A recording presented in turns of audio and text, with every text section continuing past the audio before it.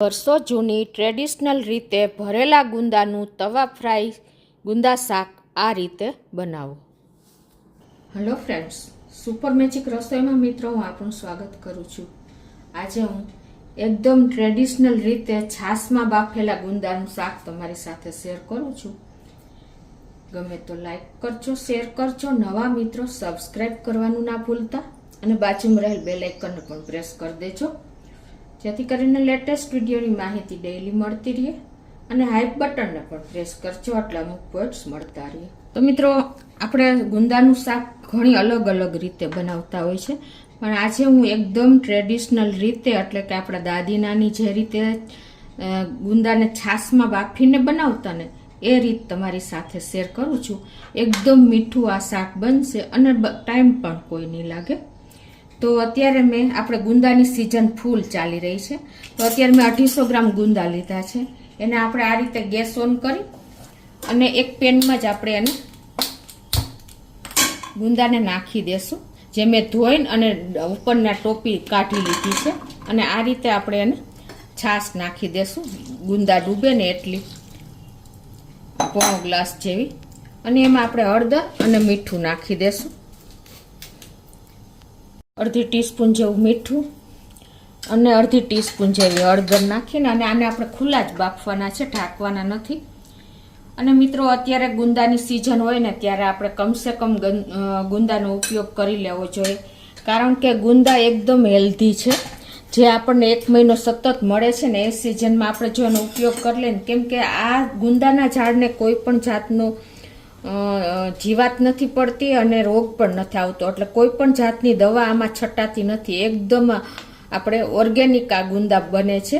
તો મેક્સિમમ એનો ઉપયોગ આપણે સિઝનમાં કરશું ને તો આપણને ઘણો બેનિફિટ મળશે.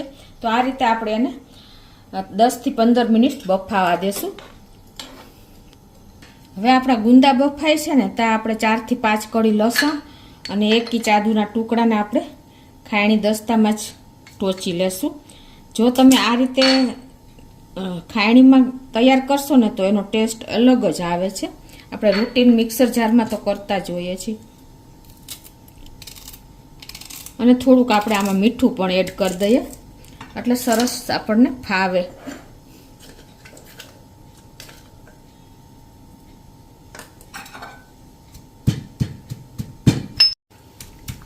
તો આ રીતે આપણે આદુ લસણને ટોચી લીધા છે. હવે આપણે મસાલો કરી લેશું. તો એમાં આપણે 2 ટેબલ સ્પૂન જેવા તલ અને 2 ટેબલ સ્પૂન જેવા સિંગ દાણા કાચા જ લીધા છે. અને આપણે 2 ટેબલ સ્પૂન જેવા ગાંઠિયા નાખીને અને આને આપણે પાવડર બનાવી લેશું મિક્સર જારમાં જ. તો આ રીતે આપણે જો ક્રમ્બલ એવો ભૂકો કરી લીધો છે. અને આ બાજુ આપણે ગુંદા પણ તૈયાર થઈ ગયા છે બફાઈને. જુઓ, કમસે કમ 10 મિનિટ જેવું થયું છે. તો હવે આને આપણે પાણી કાઢી અને ઠંડા થવા દઈએ. હવે આપણા ગુંદા ઠંડા થાય છે ને ત્યાં આપણે મસાલો કરી લઈએ ભરવા માટેનો. આ છાશિયા ગુંદા મિત્રો એક વખત તમે બનાવશો ને તો એકદમ ખાટા મીઠા અને એવા ટેસ્ટી બને છે. તો હવે આપણે જે આ ભૂકો બનાવ્યો છે ને ક્રમ્બલ, એને આપણે એક પ્લેટમાં કાઢી લેશું. આ રીતે આપણે તલ, સિંગ અને ગાંઠિયાના જે ભૂકાનું ક્રમ્બલ નાખી દીધું છે, એમાં આપણે આ પેસ્ટ બનાવી છે આદુ લસણની, એ નાખી દેશું અને મસાલા કરી લેશું. તો અડધી ટીસ્પૂન જેવી હળદર, 1 ટીસ્પૂન કાશ્મીરી લાલ મરચું પાવડર, 1 ટીસ્પૂન ધાણા જીરું પાવડર અને 1 ચમચી જેવી આપણે ખાંડ અને ટેસ્ટ એકોર્ડિંગ 1 ટીસ્પૂન જેવું મીઠું. અને હવે એમાં 1 લીંબુનો રસ નાખી દેશું, 1 થી અડધા લીંબુનો રસ ચમચી જેવો.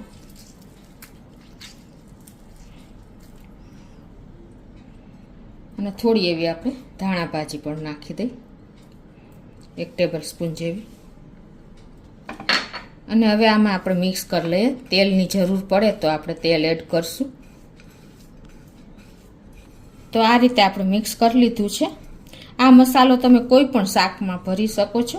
તો આપણે અડધી ટીસ્પૂન જેવું તેલ નાખશું એટલે થોડુંક આપણે બાઇન્ડિંગ આવી જાય. તો આપણો મસાલો પણ રેડી જ થઈ ગયો છે. હવે આપણા ગુંદા પણ ઠંડા થઈ ગયા છે. તો એને આપણે આ રીતે હાથેથી જ ઠળિયા કાઢી લેશું. થોડુંક ઉપર જે આપણે છાશનો ભાગ ચોઈટો હોય ને એ રિમૂવ કરી દેશું.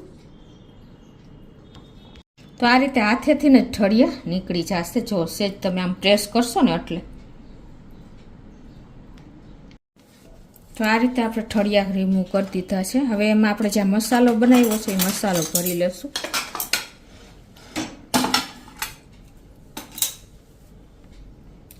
આ રીતે આપણે બધા જ ગુંદામાં મસાલો ફિલ કરી લઈએ. તો આ રીતે આપણે બધા જ ગુંદા ભરી લેશું.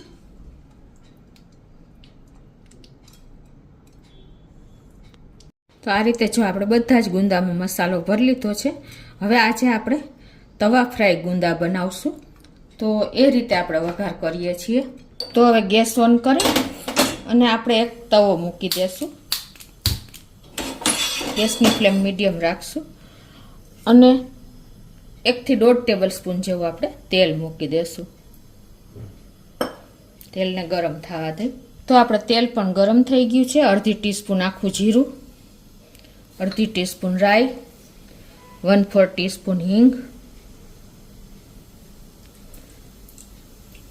નાખીને અને આપણે જે ગુંદા ભર્યા છે એને જ આપણે આમાં તેલમાં એડ કરી દઈશું.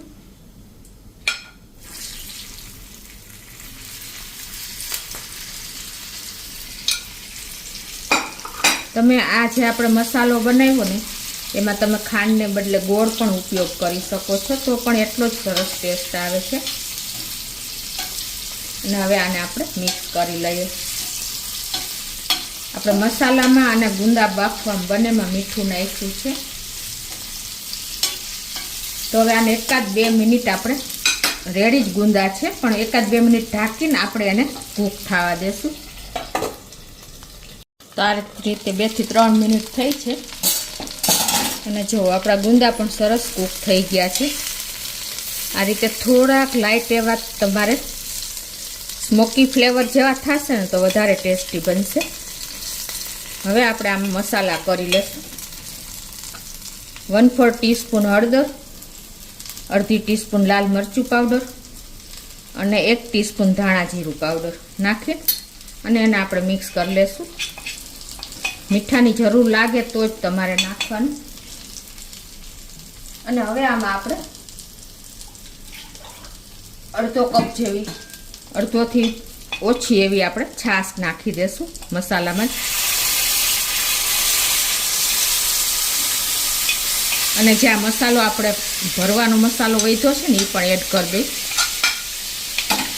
અને થોડીક આપણે ખાંડ પણ નાખી દઈએ મસાલાના ભાગની. તો આ રીતે આપણે એકદમ સરસ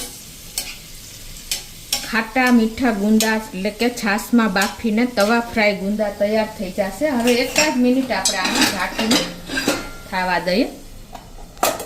તો 1 મિનિટ થઈ છે અને જુઓ આપણા શાક પણ રેડી થઈ ગયું છે. તો આ રીતે આપણે એને હવે મિક્સ કરી લેશું. એકદમ મસાલાથી લથબથતું અને ટેસ્ટી એવું આપણું ગુંદાનું તવા ફ્રાય શાક રેડી છે. આ રીતે તમે ટ્રેડિશનલ રીતે બનાવશો ને તો દર વખતે આ રીતે બનાવતા થઈ જશો. એટલું ટેસ્ટી બને છે. તો ગેસ બંધ કરી દેશું અને આ શાકને આપણે ભાત સાથે, રોટલી સાથે, કોઈ પણ સાથે સર્વ કરી શકીએ છીએ. તો આ રીતે તમે ભાખરી, રોટલા કોઈ પણ સાથે તમે એન્જોય કરી શકો છો મિત્રો. એકદમ ટેસ્ટી, હેલ્ધી એવું આપણું ઝડપથી બનતું તવા ફ્રાય ગુંદાનું શાક રેડી થઈ ગયું છે, છાશમાં બાફેલું. તો આ રીતે આપણે છાશિયા ગુંદાનું શાક રેડી થઈ ગયું છે. ઉપરથી થોડી એવી ધાણા ભાજી નાખી અને સર્વ કરી દીધું છે. તો મિત્રો ચોક્કસ તમે એક વખત આ રીતે છાશિયા ગુંદાનું તવા ફ્રાય શાક રેડી કરજો. ગમે તો લાઈક કરજો, શેર કરજો અને નવા મિત્રો સબસ્ક્રાઈબ કરવાનું તો બિલકુલ ના ભૂલતા.